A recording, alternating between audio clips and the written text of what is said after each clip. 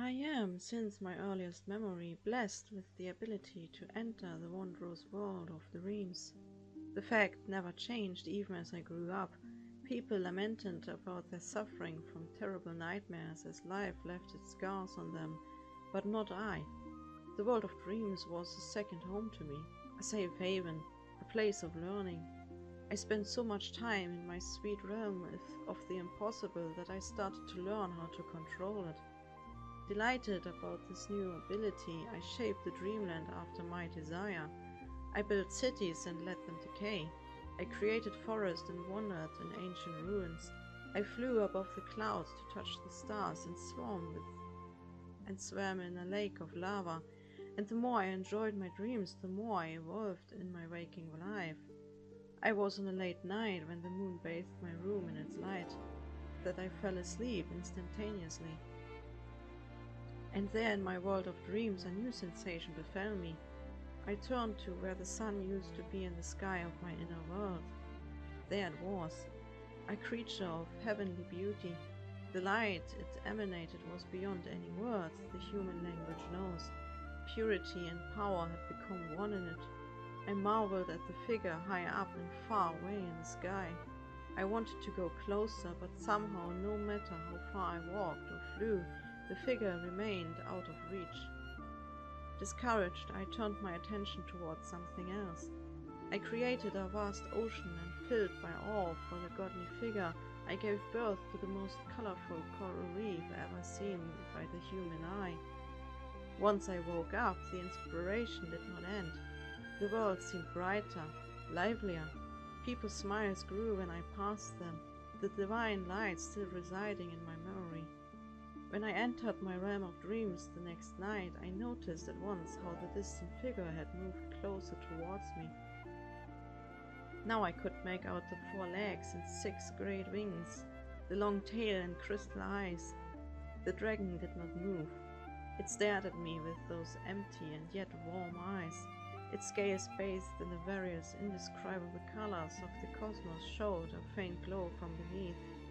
With force I tore away my gaze, and to tend to the creation of yet another wonder born from the well of endless imagination. All the while the dragon's radiant beams made my skin prickle in a comfortable way, giving rise to the wild force of unknown creativity. My life continued to be pleasant, yet I noticed the more distinct the crystal dragon became, the more difficult it became for me to not just stare at it. The creature was now close enough for me to almost touch it. The crystalline skin reflected the sun's light, coloring the sky in the same spectre of nameless shades. On its back, the 6 wings moved gracefully and smoothly like the ones of a seraphim. Apart from that, it never moved. It never spoke. The unconditional love of its eyes was enough, however. It caused my very being to vibrate with joy. There is no term to describe what I saw or felt when being in the embodiment of divine inspiration. My mind, filled with the overwhelming presence, threatened to become paralyzed. The sheer number of ideas that flooded my mind seemed too much, like a system jammed by the uncontrolled flow of information leading to an overload. And after a few days of struggle, I finally gave in. Too magnificent was its beauty to be ignored, too gratifying its light to turn away, and in my mind a firm thought took shape. The ambition to never let go of it buried its gnarly roots in the deepest parts of my soul. After bathing in the dragon's glory all night, my mind felt strangely empty the next morning. The urge to brighten the world driven by the sun of my dreams, I was lacking it. For the first time in decades. How could that be? As I fell asleep in the evening, I concluded with shock how the distance between the creature and me had grown again. Its light had faintly lost its shine, and the eyes seemed colder, harder. But I was too taken by the loss, too focused on keeping my source of light close, that I forgot to use it, to share it. Trying to get back, I encouraged myself to create like before, but the more I forced, the more distant the dragon grew, fragile and fierce, beckoning me to go ever forward, to not let it die.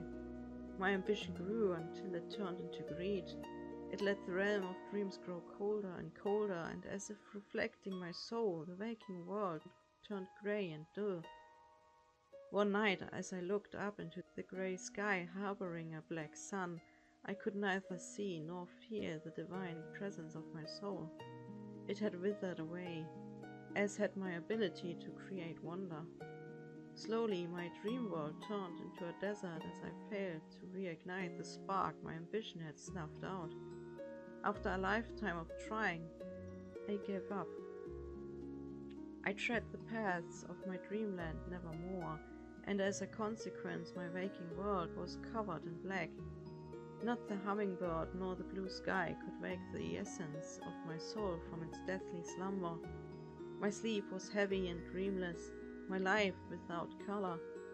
It is the reason for me writing it all down, for I have lost the will to go on, and I have lost the will to find the crystal dragon.